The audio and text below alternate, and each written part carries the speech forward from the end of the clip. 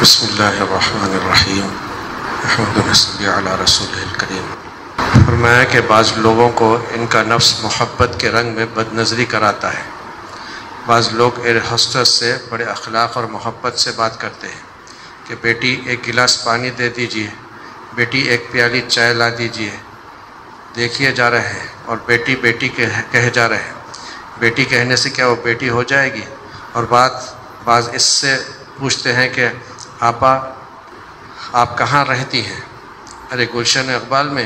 ارے میں بھی تو وہیں رہتا ہوں۔ بتائیے اس گفتگو کی کیا ضرورت تھی؟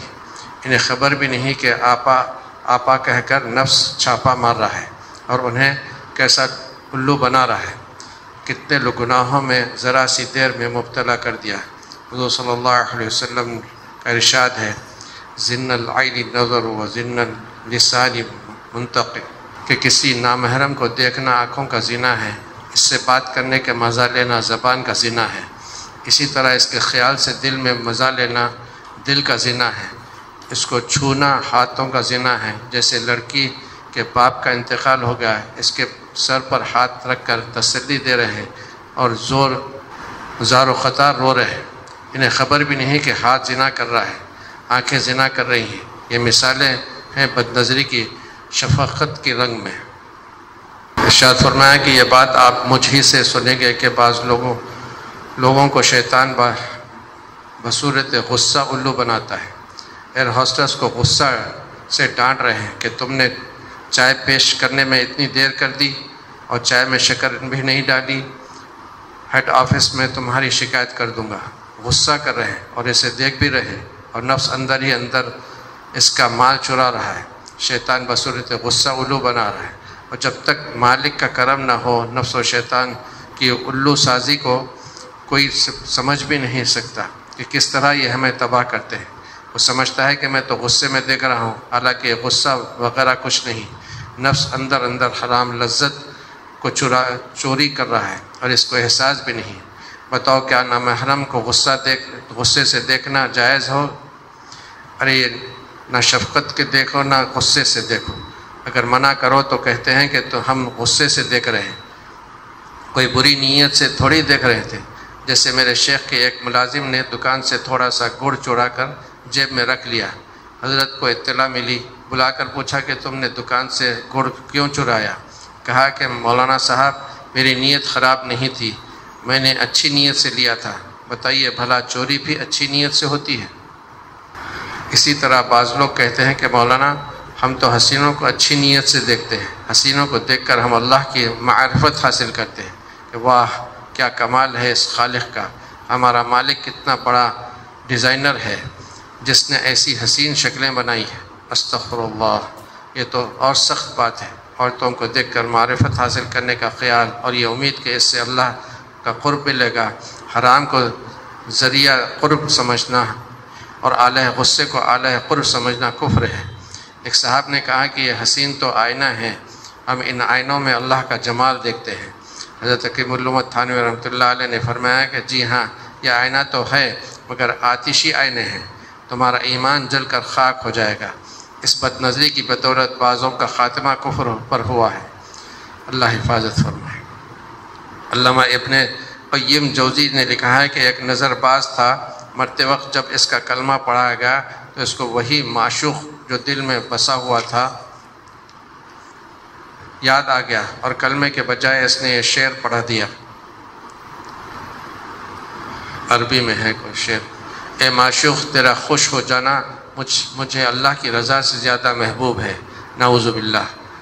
نقل کفر پر نباشت، بتاؤ کفر پر مرا کہ نہیں، اسی لیے نظر کی حفاظت کرو، ورنہ موت کی غشی میں کلمے کے بجائے وہی صورت یاد آئے گی۔ ایک عالم کی نظر ایک عورت کی پنڈلی پر پڑ گئی، چہرہ بھی نہیں دیکھا، لاکھ چاہا کہ اس کا خیال دل سے نکل جائے، لیکن اس پنڈلی نے پنڈ نہیں چھوڑا۔ آخر شیطان کا تیر ہے زہر میں بجھا ہوا، اسی سے بہت بچو۔ دیکھیے ایک بہت بڑے بزرگ علامہ اندلسی اذان دے رہے تھے، بائیں طرف جب حی علی الفلاح کہا تو ایک عیسائی لڑکی پر نظر پڑ گئی، بس اذان چھوڑ کر اس کے پاس پہنچ گئے اور کہا کہ میں تجھ پر عاشق ہو گیا ہوں، مجھ سے شادی کر لے۔ اس نے کہا کہ پہلے عیسائی ہو جاؤ، بس عیسائی ہو گئے، ایمان ختم ہو گیا، 8 سال تک عیسائی رہے اور سور چراتے رہے، بہت لمبا قصہ ہے۔ پھر ان کے مرید اللہ سے رو رو کر شیخ کو مانگتے رہے کہ اے اللہ شیخ کو دوبارہ ایمان نصیب فرما۔ مریدوں کی دعاؤں سے اللہ کا فضل ہو گیا اور دوبارہ ایمان عطا ہوا۔ لہٰذا نظر کو معمولی گناہ نہ سمجھو، ایمان تک ختم ہو جاتا ہے، اسی لیے بس اپنے مولا سے دل لگاؤ۔ لاکھ حسن پرستی اور عشق بازی کا مادہ دل میں ہو، لیکن ان مرنے والوں سے دل نہ لگاؤ۔ حضرت شادی شیرازی رحمۃ اللہ علیہ فرماتے ہیں کہ اے سعدی عشق بازی کے راستوں کو خوب جانتا ہے، جیسے کہ بغداد میں عربی گھوڑوں کو پہچاننے کی صلاحیت بہت تھی، اسی طرح میں بھی حسن و عشق کو راہ و رسم کو خوب جانتا۔ اگر لیلا مجنوں زندہ ہوتے تو اپنے عشق کی داستان میری کتاب گلستان سے شروع کرتے، اپنی عشق بازی میں میرے محتاج ہوتے ہیں، لیکن عشق و محبت کا اتنا بڑا امام جو لیلا و مجنوں کو چیلنج کر رہا ہے وہ فرماتا ہے، اے میرے دوستو، میرے پیارو، دل کا آرام اسی میں ہے کہ دل میں صرف اللہ کو بسا لو، اللہ سے چمٹے رہو جیسے چھوٹا بچہ ماں سے چمٹتا ہے، اور ساری دنیا کے حسینوں سے آنکھیں بند کر لو، پھر چین ہی چین رہے، ورنہ کہیں چین نہ ہو پاؤ گے۔ بس ساری محنت اور جان کی بازی اسی پر لگا دو کہ دل میں غیر اللہ نہ آنے پائے۔ جیسے کہ مولانا شاہ محمد صاحب رحمۃ اللہ علیہ فرماتے ہیں، نہ کوئی راہ پا جائے نہ کوئی غیر آ جائے، نہ کوئی راہ پا جائے نہ کوئی غیر آ جائے، حریم دل کا احمد اپنے ہر دم پاسبان رہنا۔ بس اپنے قلب کی پاسبانی سب سے بڑا سلوک ہے، کیونکہ دل شاہی محل ہے، دارالسلطنت ہے۔ اگر تم نے دل کی حفاظت نہیں کی تو دل مولا سے محروم ہو جائے گا، اور جس محل میں شاہ نہ ہو اس محل کی کوئی قیمت نہیں ہوتی۔ بسم اللہ الرحمن الرحیم۔ آج کل بعض طالبین یعنی جو سالکین ہیں، تعلیم و تربیت کے ارادے سے کہیں کسی کے پاس رہ رہے ہوں، وہ کو طالبین کہتے ہیں۔ آج کل بعض طالبین مصلح کے اعمال کی کمی زیادتی کو دیکھتے ہیں، جو سخت غلطی ہے۔ اس کی بالکل ایسی مثال ہے جیسے کوئی مریض طبیب کے معمولات کو دیکھے کہ یہ تو خود ہی 1 روٹی کھاتا ہے اور ہم کو کہتا ہے کہ 4-5 کھا لیا کرو۔ کوئی اس کو دیکھنے لگے کہ طبیب پہلوان بھی ہے یا نہیں، اگر نہیں تو بد اعتقاد ہو جائے۔ بھائی تم کو اس سے کیا بحث کہ وہ تندرست ہے یا بیمار ہے، وہ پہلوان ہے یا کمزور؟ تم کو یہ دیکھنا چاہیے کہ جو مرض تمہارے اندر ہے وہ اس کا علاج کر سکتا ہے یا نہیں۔ اگر کر سکتا ہے تو علاج کراؤ، ورنہ چلتے بنو۔ جو تمہارا علاج کر سکے وہاں چلے جاؤ۔ بلانے کون گیا تھا؟ اور اس میں بھی عام طور سے لوگ جو ہیں بعض نفل اور صالح اعمال، اچھے کام خود اہتمام سے کرتے ہوں، اور پیر وہ کام نہ کر رہا ہو تو اس کو کچھ بھی نہیں سمجھتے، جب یہ کر ہی نہ رہے تو کیا ہے ان کے پاس، ایسے۔ تو اس طرح شیطان پہلے تو جانے نہیں دیتا، اور گیا تو کسی نہ کسی بہانے سے وہاں سے بہکا کے لے کے چلا جاتا ہے۔ فرمایا ہر شخص کا کام نصیحت کرنے کا نہیں، اس کام کے بھی شرائط ہیں۔ بدون ان شرائط کے نصیحت کرنا ایسا ہے جیسے بدون وضو کے نماز پڑھنا۔ ایک شخص یہاں مقیم تھے، یعنی وہاں خانقاہ میں حضرت کے، انہوں نے دوسرے شخص کو ایک نصیحت کی، اور یہاں کے قواعد میں مصالح تربیت کی بنا پر یہ بھی داخل ہے کہ ایک دوسرے کو کچھ نہ کہو، میں خود ہی ہر بات کا انتظام رکھوں گا، کیونکہ ایک طالب کے دوسرے طالب کو کچھ کہنے میں عوارض کی وجہ سے بڑی خرابیاں ہیں، بڑے مفسدے ہیں۔ میں نے ان سے مواخذہ کیا کہ تم نے ان کو نصیحت کیوں کی؟ شاید یہ جواب دیا کہ دین سمجھ کر۔ میں نے کہا کہ نماز دین ہے، مگر اس کی بھی شرطیں ہیں، ایسے ہی تبلیغ اور نصیحت دین ہے تو اس کی بھی شرطیں ہیں، کیا وہ تم کو معلوم ہیں؟ کہنے لگے کہ نہیں۔ میں نے کہا کہ جب شرطیں معلوم نہیں تو تم نے جو نصیحت کی یہ کیسے معلوم ہوا کہ یہ دین ہے؟ اس پر کوئی جواب نہیں دیا۔ میں نے کہا کہ لو میں تمہیں شرطیں بتلا دیتا ہوں۔ نصیحت کی پہلی اور ادنا شرط یہ ہے کہ جس کو نصیحت کرے عین نصیحت کے وقت یہ سمجھے کہ میں اس سے کم درجے کا ہوں اور وہ مجھ سے افضل ہے۔ جس وقت تم نے نصیحت کی تھی قسم کھا کر بتلاؤ کہ کیا یہ خیال تمہارے دل میں تھا کہ میں ارذل ہوں اور یہ افضل، یا اس کے برعکس تھا؟ کہنے لگے کہ برعکس ہی تھا۔ میں نے کہا تو یہ تو تکبر ہوا جو معصیت ہے، اور تم کہتے ہو کہ دین سمجھ کر کیا۔ کیا جو چیز تکبر سے ناشی ہو وہ دین ہو سکتی ہے؟ اب یہ دیکھو کہ یہ تکبر تم میں کاہے سے ہوا؟ یہ ذکر و شغل سے پیدا ہوا۔ اس کے سبب اپنے کو بزرگ سمجھنے لگے، اس لیے آج سے ذکر و شغل چھوڑ دو۔ لیکن مطلب اس کا یہ ہے کہ ہیئت معتادہ ایک جگہ بیٹھ کر مت پڑھو، چلتے پھرتے کیا کرو جس کی کسی کو خبر بھی نہ ہو۔ دوسرے خانقاہ والوں کی جوتیاں سیدھی کر کے رکھا کرو اور ان کے وضو کے لیے لوٹے بھرا کرو۔ 10 روز تک انہوں نے ایسا ہی کیا، تب نفس ڈھیلا ہوا، اور نفس اسی طرح ڈھیلا ہوتا ہے۔ لوگوں سے کہتے تھے کہ مجھ کو 10 برس میں بھی وہ نفع نہ ہوتا جو ان 10 دنوں میں ہو گیا۔ فرمایا کہ متکبرین کسی وضع اختیار کرنا، ان کا سا لباس پہننا، اس میں خاصیت ہے کبر کی، جس سے دل میں ایک ظلمت پیدا ہوتی ہے اور دل بگڑتا ہے۔ اسی طرح اپنی حیثیت سے زیادہ کپڑے پہننا، اپنی وسعت سے زیادہ سامان اکٹھے کرنا، یہ سب کبر کی فرع ہے، خصوصاً جب فجار یا کفار کے ساتھ تشبہ بھی ہو، تب تو ظلمات بعضها فوق بعض کا مصداق ہوگا۔ فرمایا سب سے بڑی مانع چیز خدا کے دربار میں رسائی سے اور اس کا مقبول بننے سے رکاوٹ جو چیز ہے وہ کبر ہے، اور اس وقت اس میں اللہ ماشاء اللہ عام ابتلا ہو رہا ہے، حتیٰ کہ اہل علم بھی اس مرض میں مبتلا ہے، اور عوام سے زیادہ مضر اہل علم کا ابتلا ہے، اس لیے کہ جب پیشواہی گم کردہ راہ ہوں تو ہدایت کی بظاہر کوئی صورت باقی نہیں رہتی۔ فرمایا کہ ہر حالت میں اعتدال ہی اسلم ہے، یعنی محفوظ راستہ ہے، اعتدال ہی محفوظ راستہ ہے۔ مثلا اگر کسی پر مشاہدے کا یا خوف یا محبت کا اتنا غلبہ ہو جس سے کسی وقت سکون اور افاقہ نہ ہو، تو یہ شخص نماز روزے سے بھی جاتا رہتا ہے۔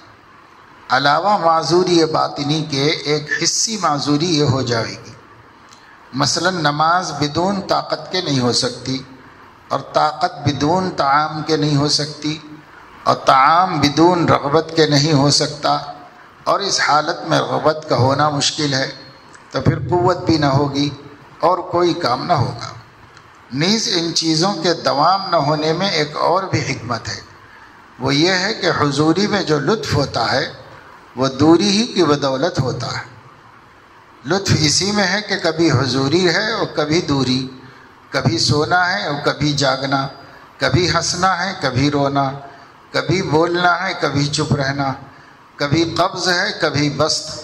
ایک حالت پر فطرتاً انسان رہ نہیں سکتا، غرض ہر چیز میں خدا کی حکمتیں اور اسرار ہیں جن کو بندہ سمجھ نہیں سکتا، اس لیے خود تمناؤں کو فنا کر کے تفویض اختیار کرے، یعنی خود سے یہ طے کرنے کے بجائے کہ یہ کام اتنا کروں گا، ایسا کروں گا، یہ کروں گا، خود طے کرنے کے بجائے تفویض یعنی خود سپردگی اختیار کرے، حوالے ہو جائے اپنے مرشد اور رہنما کے، اس کی تجویز پر کرے، اپنی تجویز نہ کرے۔ اپنی تجویز میں بہت نقصان ہوگا، اور جسمانی نقصان بھی ہوگا، روحانی نقصان بھی ہوگا۔ مالی معاملات اور حقوق العباد کے سلسلے میں خود حضرت کا طرز عمل کیا تھا؟ فرماتے ہیں کہ والد صاحب مرحوم نے 4 نکاح کیے تھے۔ اس وقت عام دستور تھا مہر معاف کر دینے کا، غالباً بیویوں نے اسی رواج کے مطابق معاف کر دیا تھا، اسی لیے ان کو اس کی طرف کبھی التفات نہیں ہوا، مگر ایک بار دفعتاً مجھے تنبہ ہوا اور اس عام عادت پر قناعت نہ ہوئی کہ واقعتاً معاف بھی ہو گیا ہوگا، اس بنا پر میرے حصے پر شرعی مسئلے کی روح سے جو رقم بیٹھی تھی اس کو تقسیم کرنے کا انتظام کیا، اس لیے کہ وہ جائیداد تو والد صاحب کی ہم ہی لوگوں کو پہنچی، اسی کے ذمے یہ دین مہر بھی ہونا چاہیے، اس لیے فرائض نکلوائی، یعنی میراث کے احکام معلوم کروائے۔ صرف مناسخہ کی اجرت میں مجھ کو 14 روپے دینے پڑے، اور تقریباً سال بھر کے عرصے میں چاروں کے ورثے کی تحقیق ہوئی، کوئی مکہ معظمہ میں ہے، کوئی مدینہ منورہ میں، کوئی بمبئی میں، کوئی کلکتہ میں، کوئی لاہور میں۔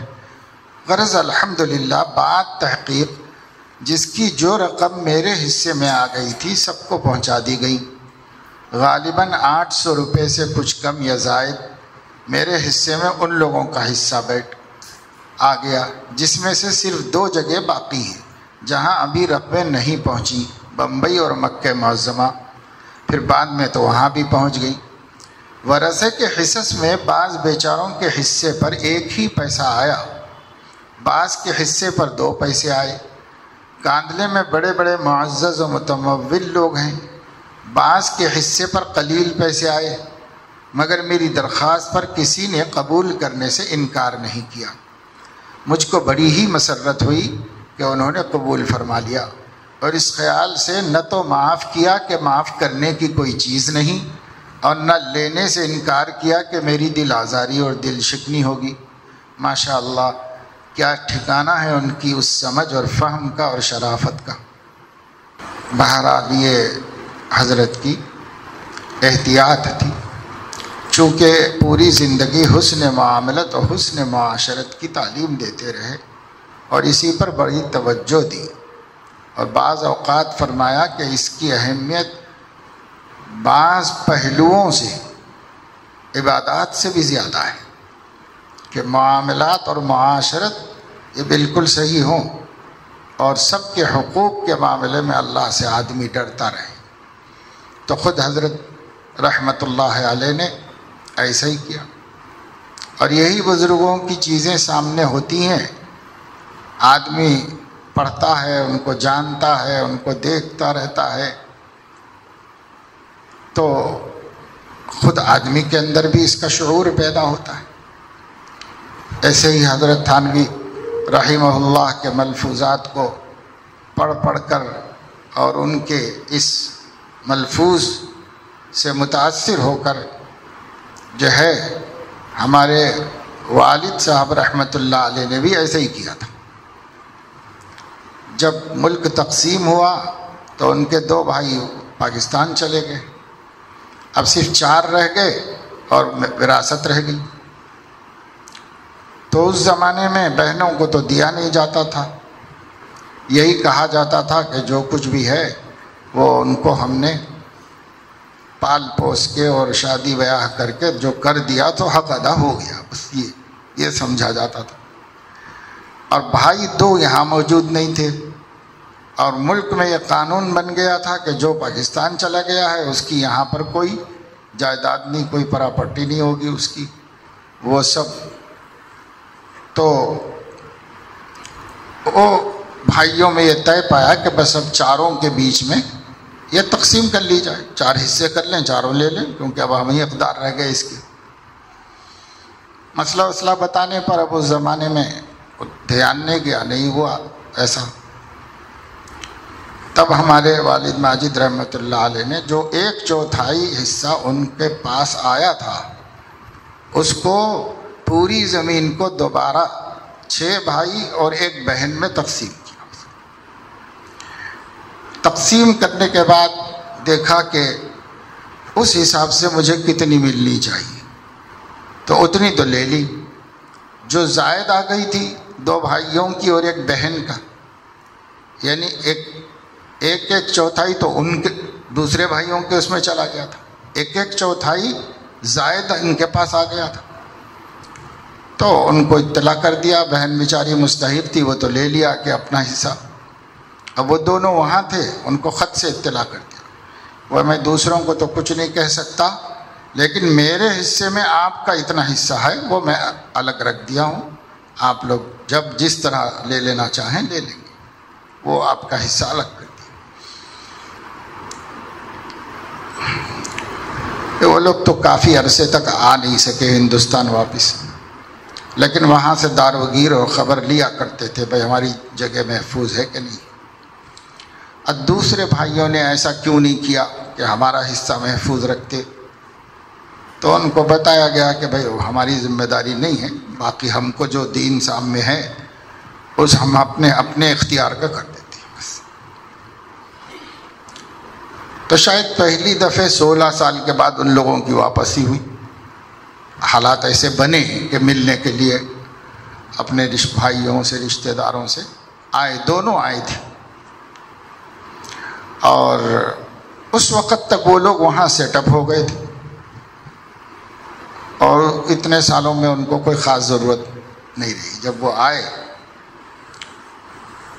بات ہمارے والد صاحب نے ان کے سامنے نکالی کہ بھائی اب آپ لوگ آئے ہیں، اس بہانے بیچ دی جائے، اس کی رقم بن جائے، وہ رقم آپ جس طرح چاہیں لے جائیں۔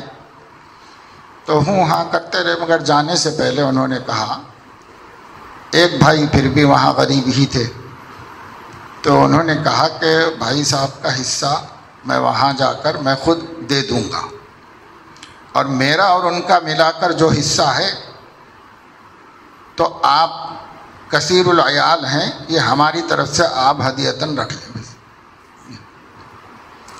تو جتنی سب کو ملی ان کو ملی، لیکن حلال ملی، دل کی خوشی سے ملی، کیونکہ دینے والا تو نہ ملے تو بھی دے دینے کے لیے تیار ہی تھا، اپنی سمجھ بھی نہیں رہا تھا اس کو کہ میری ہے بھی نہیں۔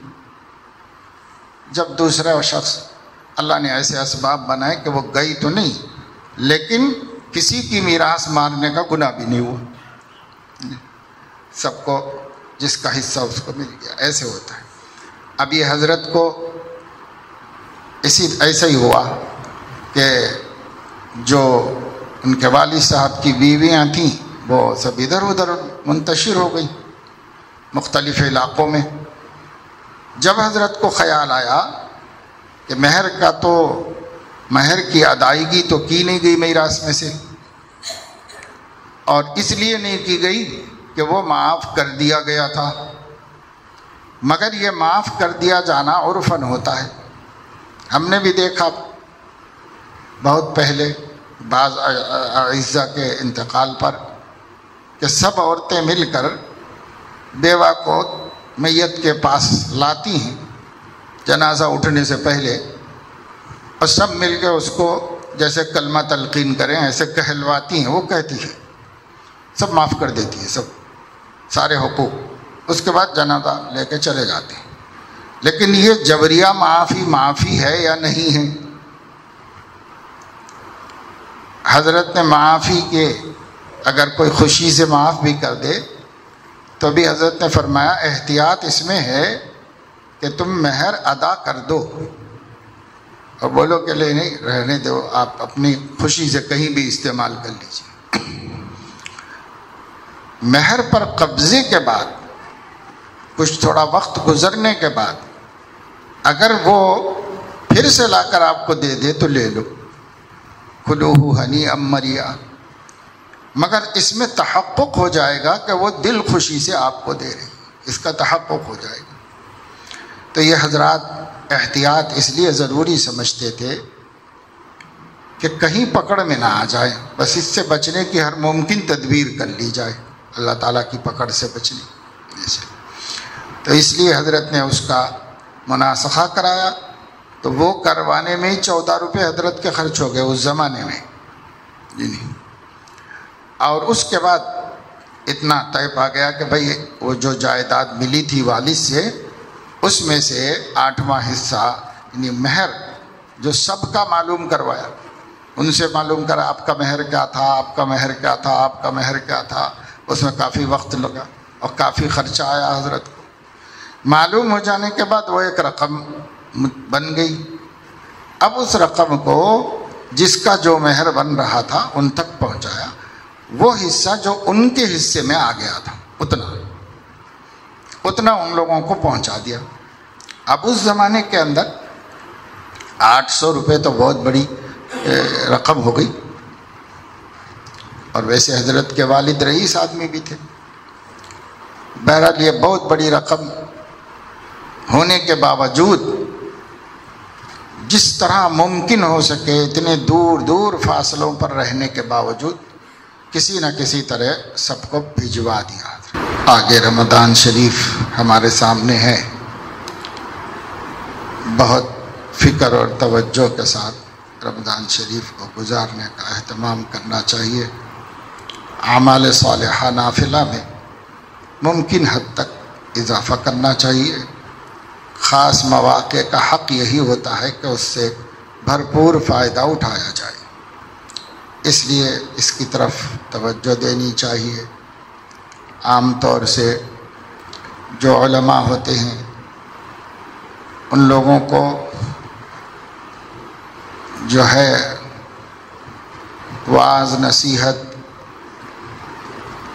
لوگوں کو تلقین کرنے، لوگوں ہی کی خواہش پر ان لوگوں کو دین کی رغبت دلانے کرنے میں مصروفیت ہوتی ہے.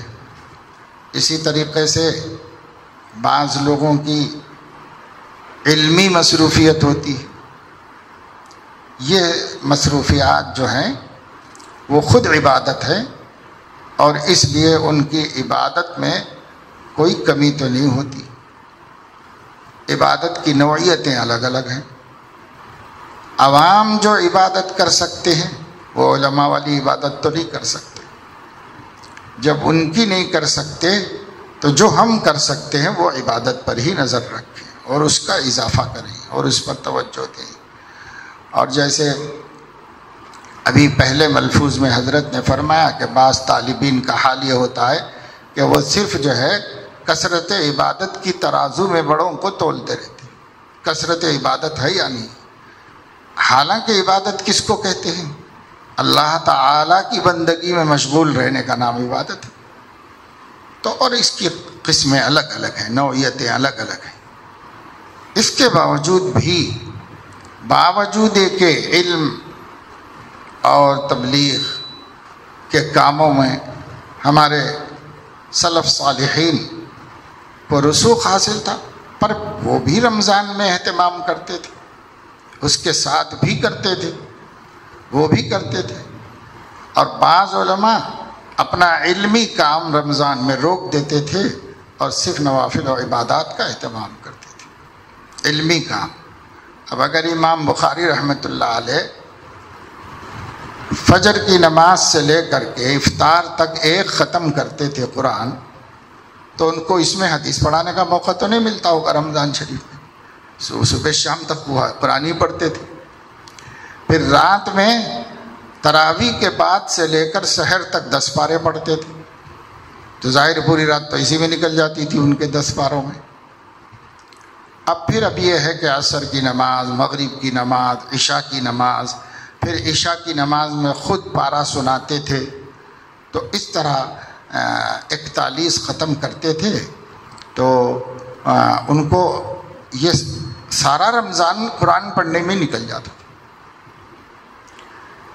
شخصی طور پر کوئی ذمہ داریاں بھی نہیں تھیں. روزی روٹی معاش کی وہ تو اسباب تھے ان کے، اور ان اسباب سے وہ خود بخود آتا رہتا تھا. اپنے اخراجات کا مسئلہ نہیں تھا. بس یہی ایک کام تھا، اسی کام میں لگ گئی. تو ہمارے بہت سے حضرات ایسے ہوتے ہیں جن کی بڑی ذمہ داریاں ہوتی ہیں اور سب دینی ذمہ داریاں ہوتی ہیں. اگر وہ اس میں بار بار نیت کو سلامت رکھیں کہ یہ سب کچھ ہم رمضان میں کر رہے ہیں، نفلیں چھوڑ کر، تلاوت چھوڑ کر، کہ اس سے ملت کا فائدہ ہے اور ملت کو نہیں تو نقصان ہوگا، ملت کے حق میں کمی ہوگی، اس وجہ سے تو ان کو اسی پر اللہ تعالیٰ سب کچھ عطا فرما دے. سب کچھ اجر اللہ تبارک و تعالیٰ شان دیتے. کیونکہ جو لوگ ملت کے اجتماعی کاموں کے ذمہ دار ہوتے ہیں ان کے اوپر بڑی ذمہ داری اجتماعی اعمال کی ہوتی ہے. تو انفرادی اعمال میں کمی ہو جاتی ہے. تو بسا اوقات یہ غم رہتا ہے کہ صاحب انفرادی اعمال تو وہ نہیں ہو پا رہے ہیں. اگر غفلت سے نہیں ہو پا رہے ہیں تو اس پر غم ہو سکتا ہے. اور اگر ملی حقوق کے ادا کرنے کی وجہ سے نہیں ہو پا رہے تو اس پر تو اجر اس سے زیادہ اس پہ ملنے والا ہے، اور اس غم کا ثواب الگ ملنے والا ہے۔ اس لیے یہ نہ دیکھیں کہ بھائی جو علماء ہیں، جو ذمہ داران ہیں، ملت کے بہت سے اہم کاموں پر لگے، وہ لوگ کیا کر رہے ہیں اس کو مت دیکھو، ہم کیا کر سکتے ہیں اتنی عبادت کرو، ہم سے جتنا ہو سکتا ہے اس میں کمی مت کرو، یہ ہوتا ہے۔ اللہ تعالیٰ توفیق عمل نصیب فرمائے۔ سبحانک اللہم و بحمدک اشہد ان لا الہ الا انت استغفرک و اتوب الیک۔ آج جو ہے جمعے سے پہلے ہمارے ایک بہت ہی مخلص اور محب عالم دین تھے مولانا عرفان صاحب، ہمارے مدرسے کے استاد مفتی ریحان صاحب کے بڑے بھائی، ان کا انتقال ہو گیا۔ وہ روزانہ چونکہ گھر میں تنگی ہو گئی تو قریب میں ایک دوسرے فلیٹ میں رہتے تھے، تو روز صبح والدہ سے ملنے آتے تھے اور پھر شام کو آ کے ملتے تھے، یہ ان کا معمول تھا۔ آج صبح والدہ سے ملنے آئے اور وہیں بیٹھے بیٹھے کچھ تکلیف محسوس ہوئی تو لیٹ گئے، اور گھر والے زمزے میں لیٹ گئے ہیں لیکن وہ